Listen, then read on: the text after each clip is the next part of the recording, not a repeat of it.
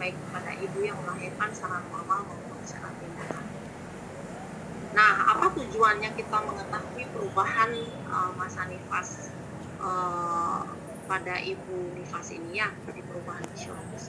Tentu untuk memberikan gambaran tentang perubahan.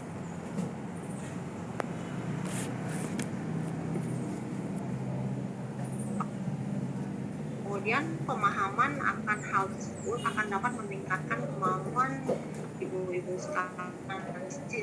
Apakah ibu nifas itu masih dalam kondisi yang fisiologis atau tidak, serta dapat melakukan deteksi.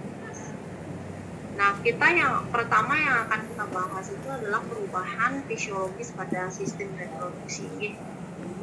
Apa yang terjadi pada sistem reproduksi? Ada yang bisa menjelaskan? Saya lanjutkan. Silakan urun pendapat. Silakan. Oke, Devi, silakan.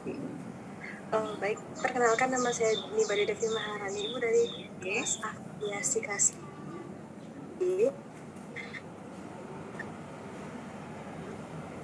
Saya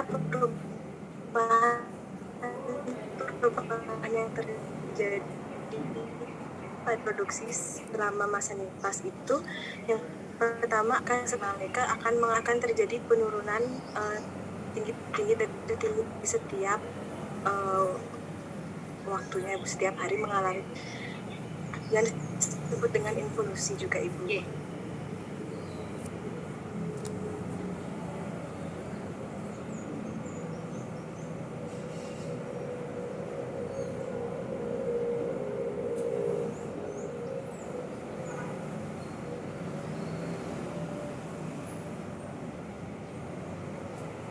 Recording in progress.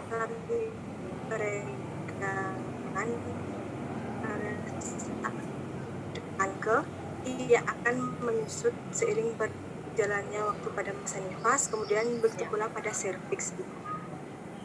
Sekian yang saya ketahui, Ibu. Sudah bagus ya apa yang disampaikan oleh Devi. Jadi semua sudah benar bahwa sistem reproduksi itu mengalami perubahan yang sangat banyak gitu, baik dari rahimnya, serviks, vagina, kemudian juga termasuk ovariumnya ya. Nah, jadi kita akan bahas, jadi apa sih yang terjadi pada uterus? Nah, jadi seperti kita ketahui bahwa pada saat masa kehamilan, uterus itu mengalami pembesaran ya, yang awalnya hanya 60 gram gitu, sampai mencapai 1 kilo beratnya. Nah, itu kan ajaib ya, kok tiba-tiba bisa besar gitu.